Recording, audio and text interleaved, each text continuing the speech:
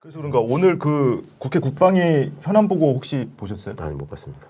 국방부 장관하고 뭐 합참의장하고 나와서 국방위에서 현안 보고 하고 아까 한 1시 남짓해서 끝났어요. 저도 올라오면서 보면서 왔는데 국민의힘 의원들이 어떻게든 이거를 실드 치고 추진을 하려고 계속 노력을 하잖아요. 국방부 장관을 네네, 상대로 네. 답변을 끌어내려고 하면서. 근데 한편으로는 안쓰러워요. 예. 저 사람들도 이게 이렇게 추진하면 안 된다라는 것을 분명히 알 법한 사람들인데 그 정도 상식은 있는 사람들인데 그걸 무조건 당장 지금 이달 내로 국방부를 이전해야 된다는 명분을 만들어내는 그런 사실 숙제를 그걸 하는 사람들. 제일 앞장서서 막아야 되는 사람들이 네. 군 출신 예. 의원인 내지는 그 선거 캠페인 참여했던 사람들이에요. 예.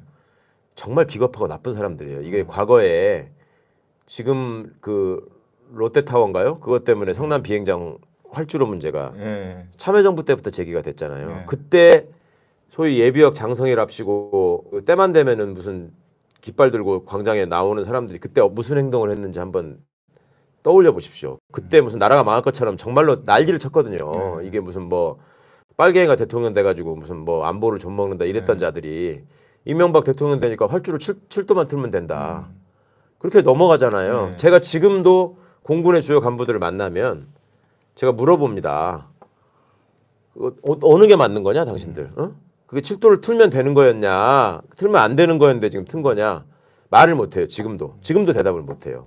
그런 짓거리들을 하면서 나라를 지킨다고 하는 것들이거든요. 근데 이런 일들이 단순히 지금 국방부 청사로의 이전 문제는 첫 번째로 이제 가장 심각한 문제가 거기에 이렇게 갖춰져 있는 온갖 그 비상대비 지휘통신 체계 이런 것들이 다 지금 당분간 스톱돼야 된다라는 문제. 그러니까 누가 그렇게 말씀하시지만 대대 하나 옮기는데도 몇 개월이 걸리는 것인데 사단 하나 옮기는데도 몇 년씩 계획을 해가지고 하거든요. 그러니까 이제 근데 군부대 하면은 확 와닿지 않을지 모르는데 한 직원이 한 500명, 1000명 근무하는 구청을 하나 옮기는데도 그렇죠. 아니 건축이 돼 있다 치고 그렇죠. 뭐 건축 기간 필요 없이 다 돼 있다 치더라도 사무실만 옮기는데도 사무실 이삿짐 싸서 옮기는 데만 해도 몇 주가 걸려요. 그렇죠. 네. 근데 이거는 청와대 위기 대응 센터를 비롯해서 국방부 합참까지 연쇄적으로 옮기려면 저 밑에부터 차례대로 옮겨서 비워놓고 옮기고 해야 될 거 아니에요. 네네. 그리고 이거는 무슨 뭐 포장이사 하는 수준이 아니고 시스템이 옮겨가잖아요. 그렇죠. 시스템이 옮겨가는 거잖아요. 국가 안보 시스템이라는 그것도 것이 핵심이라고 하는 청와대 시스템과 네. 국방부와 합참의 시스템이 이게 동시에 바뀌는 건데. 근데 그것을 이걸 2주 만에 3주 만에 사무실 다 비워라. 음. 야 이게 아니 다 좋아서 다 인정해서 그래 용산이 좋아. 네. 거기가 터야. 뭐 거기 뭐 오늘 보니까 여기가 과거에 공원묘지였다고 공동묘지였다고 뭐 이런 보도도 나오고 하던데 네. 다 떠나서 거기가 최적의 장소야. 인정. 옮기자. 그래서 모든 사회적 합의를 끝냈어. 그래도 그렇죠. 최소 몇 달은 걸리는 거야. 아니 그렇게 해도 음.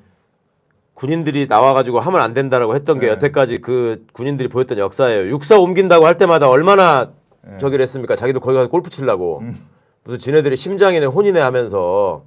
근데 지금 국방부를 합참을 그렇게 옮긴다는데 지금 저렇게 조용히 하고 있다? 이 사람들은 정말 벌 받아야 됩니다. 그리고 결론은 그럼 이거부터 여쭤볼게요. 어쨌든 윤석열 당선인은 청와대에서 단 하루도 업무를 보지 않겠다는 거예요. 예. 실제 그럴 것 같아요. 예. 통이동에서 뭐 직무를 보겠다고 하니까. 핵관들이 그런다는데 절대로 저기 안 들어간다고 하는 걸로 봐서는 네. 이게 지금 보통 저기가 아니다. 혼자서 그냥 계속 그렇게 우긴다는 거예요. 안 간다고. 왜? 왜가 안 풀려요? 아니 타고난 성격이 그렇기도 하거니와 네. 실제로 논리적인 설명이 가능한 부분은 천공 스승이 유튜브에 나와서 설명했다는 용산이 좋은 땅이라고 했다는 거. 저도 그 영상 봤는데 선생님 뭐, 영상. 건진법사가 무슨 뭐 청와대가 터가 안 좋다고 했다는 거. 그거밖에 지금 논리적 설명이 안 되잖아요. 아니 그러니까 이제 의원님이나 저 같은 사람들이 이렇게 얘기를 하면 저도 뭐 저 뒤에서 비아냥거리고 트집 잡네 이럴 텐데 윤석열을 지지하는 분들은 근데 그거 말고 이유가 설명이 안 되잖아요. 그렇죠. 네. 설명을 그러니까 못 하고 있잖아요. 아무리 윤석열 씨가 좋아도 맹목적으로 지지할 게 있고 네. 그렇지 않은 게 있죠. 지금 문재인 정부가 광화문 시대를 처음으로 더 먼저 공약했었죠. 그렇지만 그렇죠. 왜 못 갔느냐? 네. 사실 그 문제입니다. 그 모든 시스템들이 옮겨가야 되는데 그것이 굉장히 큰 문제일 뿐만 아니라 혈세를 낭비한다는 면이 있고 예. 그 다음에 또 하나가 뭐냐면요. 이게 그 공정하고 투명한 행정의 측면에서는 뭐가 문제냐면 일부 그런 분들을 지금 알고 계신 분도 계실 텐데 군 관련 공사나 네. 그다음에 그 경호처 경호시설 관련 공사나 이런 것들은 다 비밀 공사 보안 공사이기 때문에 수의계약. 다 수의 계약이에요. 네. 이게 엄청난 규모의 수의 계약이에요. 이거를 지금 어떻게 하겠다고 지금 저렇게 나서는 것인지 그다음에 또 하나 명색이 지금 법률가랍시고 처음부터 무슨 공정이 어떻고 상식이 어떻고 했던 사람입니다. 이 사람이. 법적으로 지금 이게 위헌과 위법에 해당하는 거예요. 이건 명백히 군 지휘부로 옮기는 건 군사에 관한 사항이고 이건 통수권자가 결정해야 될 일입니다. 현재 통수권자는 문재인 대통령이에요. 단 한 번도 상의하거나 양해를 구한 바가 없이 지금 국방부 같은 데서 벌어지는 꼴을 얘기를 전원을 들어봐도 그냥 점령군이라는 거예요. 딱 들어와가지고 여기 딱 보고서 인테리어 이렇게 하고 이 방을 뭘로 쓰면 되겠네. 뭐 지들끼리 그러고 갔대. 그러고서 와서 야 이틀 만에 방 빼. 이러고 갔다는 거예요. 그러니까 이걸 실제로 접해본 지금 공무원들이 점령군도 이런 점령군이 없다. 상상을 초월한다라는 얘기들을 지금 하기 시작했거든요. 이 사람은 그런 얘기가 지금 안 들리는 거고 듣고 싶지도 않은 거예요. 큰일이네. 왜냐하면 그 전까지 이 사람들이 살아온 역사에서 그렇게 했을 때 얼마든지 보복할 수 있고 보복을 하는 걸로 이걸 정리를 했거든 항상. 네. 수사를 한다거나 인사조치를 해서 날려버린다거나 그런 식으로 살아온 사람이었기 때문에 그렇게 하면 된다라고 그냥 무의식적으로 생각하는 거예요. 내가 이렇게 하겠다는데 감히? 근데 김재원 의원이 방송에 나와서 이미 선거 전부터 용산도 후보지에 있었다. 그 거짓말이죠. 그 사람 거짓말하는 거야. 뭐 한두 번 저기가 아니고. 그럼 왜 광화문이라고 했냐? 논란이 될까봐 그냥 광화문 시대를 열겠다고 한 거다. 그건 사기친 거잖아요. 명백히. 그렇더라고요. 오늘 그 말씀드린 국방위의 긴급 업무 보고 현안 보고장에서 국방부 장관이 예. 인수위나 후보 캠프로부터 언제 처음 들었냐? 만나서 들었냐? 지난주 월요일이에요. 14일. 그렇죠. 국방부 장관이 국회에서 답변한 거고 그리고 어제 그 MBN 판도라에 윤핵관 네. 권성동 의원이 출연해서 네. 이게 어디에서 이 아이디어가 나온 거냐? 경향신문 안보 전문 기자. 네, 네. 저도 그 얘기 들었습니다. 그걸 명백하게 얘기를 하더라고요. 네, 네. 그러니까 이게 15일자 보도였거든요. 네. 그거 얘기하고 다음날 썼잖아요. 기사를 네. 박성진 씨가. 예. 15일 06시 03분 아침 기사 6시에 올라온 기사를 게. 썼어요. 그리고 거기를 고려하고 있다라는 보도가 그날 오전 10시 53분에 채널A에서 단독으로 보도가 나와요. 예. 근데 국방부 장관이 14일에 처음 얘기 들었다고 그랬잖아요. 딱 맞네. 그러니까 이 전날 네. 처음 얘기 들은 거예요. 그렇죠. 지금 국방부 장관의 답변 그리고 실제로 윤핵관 중에 한 명인 권성동 의원이 방송에서 이야기한 것 경향신문 기자가 아이디어 낸 거다. 예. 이 얘기 종합하면 선거 전에 용산도 고려 대상이었다라는 얘기는 거짓말이지. 거짓말이죠. 아니 그게 한두 번입니까? 뭐 거짓말하는 거야.